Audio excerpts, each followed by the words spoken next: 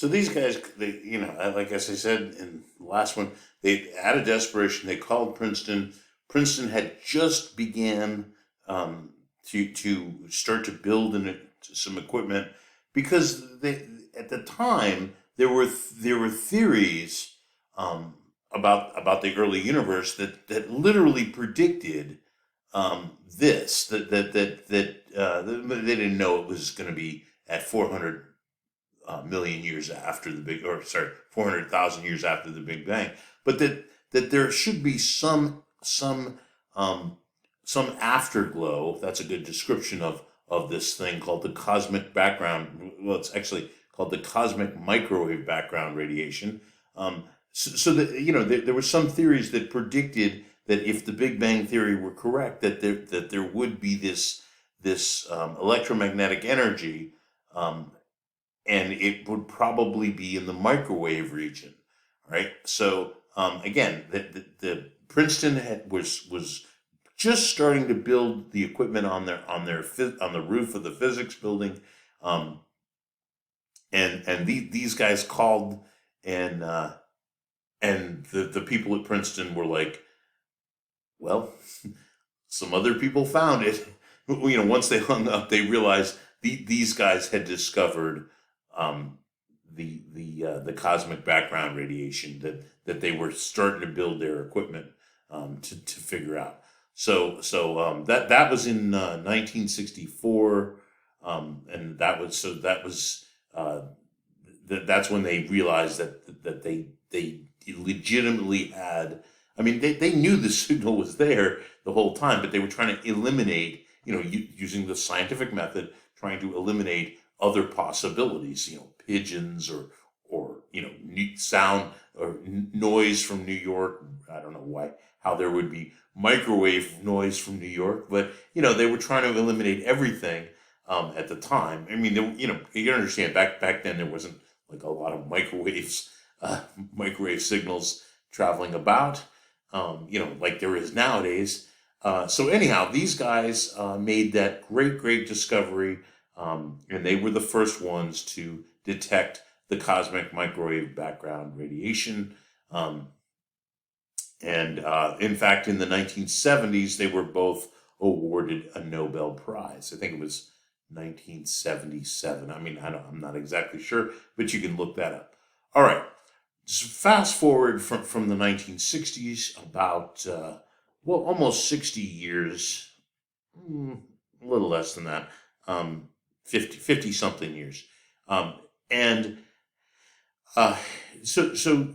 microwaves. These particular microwaves are extremely sensitive.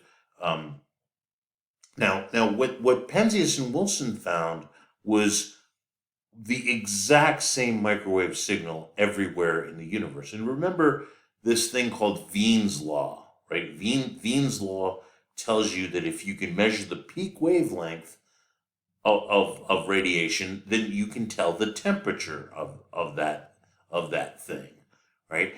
And so, after Penzias and Wilson come along, other people began to build equipment to detect this. And everyone realized that to get the most sensitive measurement of this, you'd have to send a satellite into orbit, and it's actually a really complicated thing because you need like liquid nitrogen. You have to have a really cold source to be able to measure this really very very accurately. All right, so as I said, Penzias and Wilson got the exact same signal everywhere. Everywhere they pointed the feed horn antenna.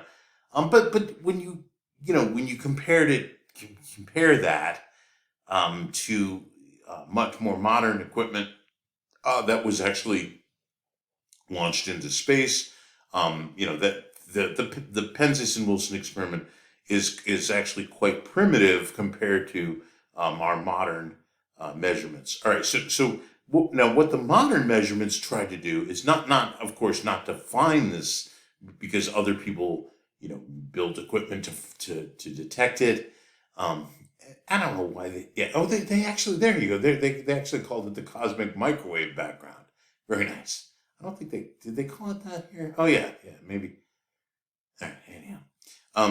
All right, so the in 1990, right? There was the COBE satellite. It was the Cosmic Background Explorer, and what COBE did was to measure this, but to measure the cosmic microwave background in a more accurate manner. That is to look for little variations, because Penzias and Wilson found the exact same signal in all directions. But remember that you're talking about some pretty primitive equipment by today's standards. Well, Kobe did an okay job of that, but then, a couple decades later, we sent up another satellite called WMAP, and WMAP was the most sensitive to date.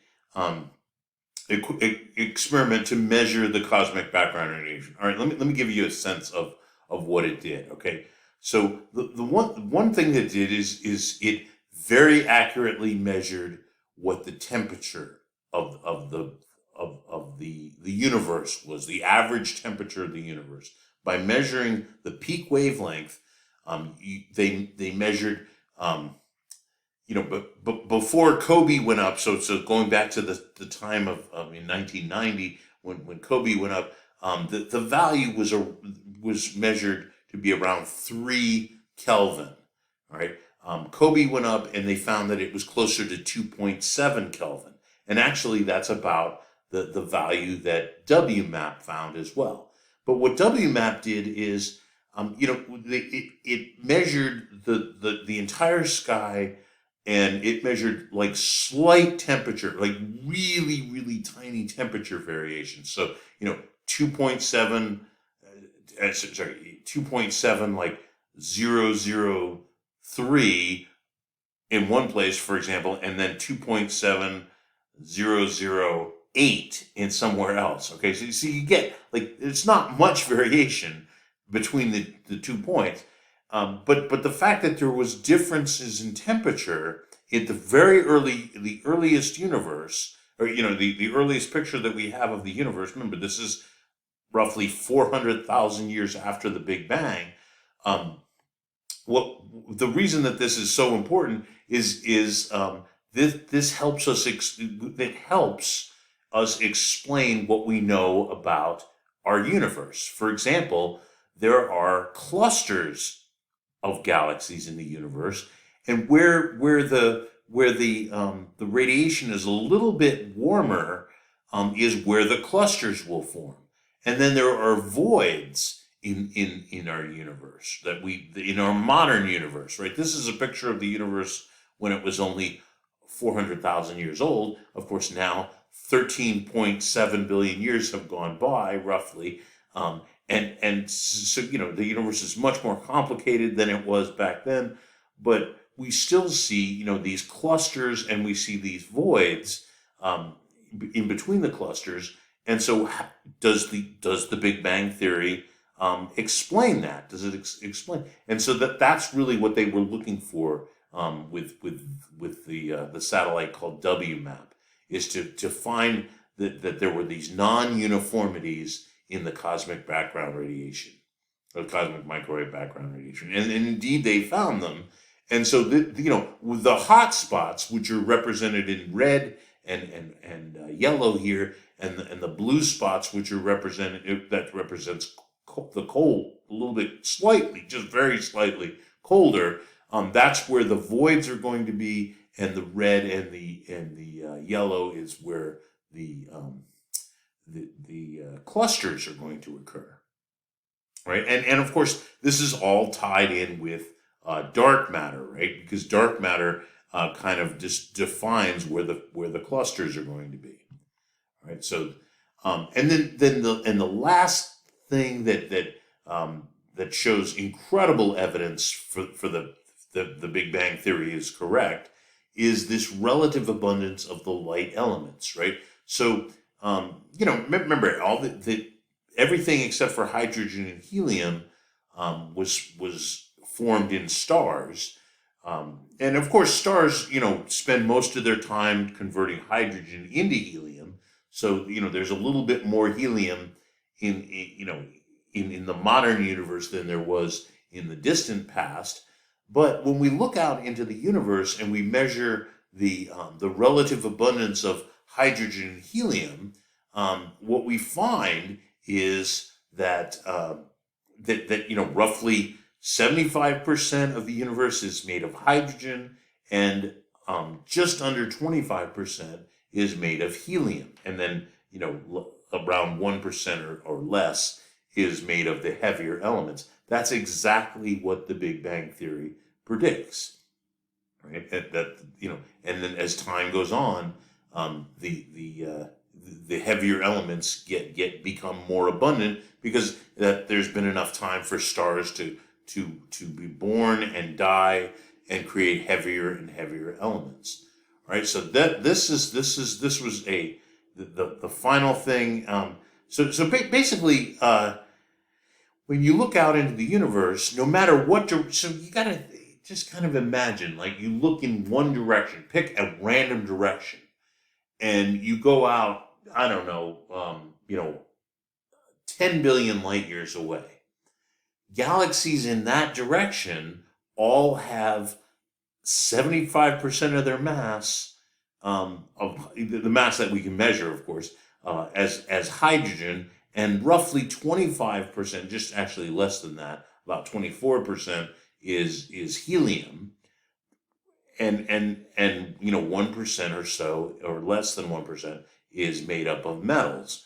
Right? That's exactly what the Big Bang Theory predicts. Because the hydrogen and helium were created during the Big Bang. So everywhere you look, you should have about that ratio of hydrogen to helium. So again, you look in another direction, pick another distance. It doesn't really even matter what the distance is.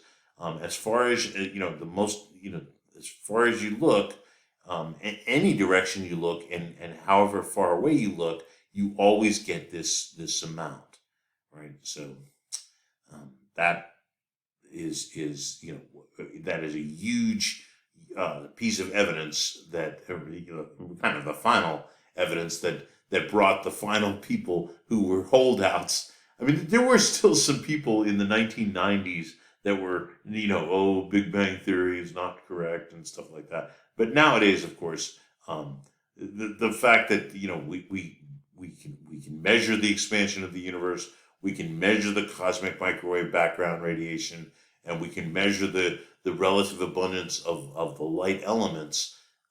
The scientific community now fully accepts the Big Bang Theory.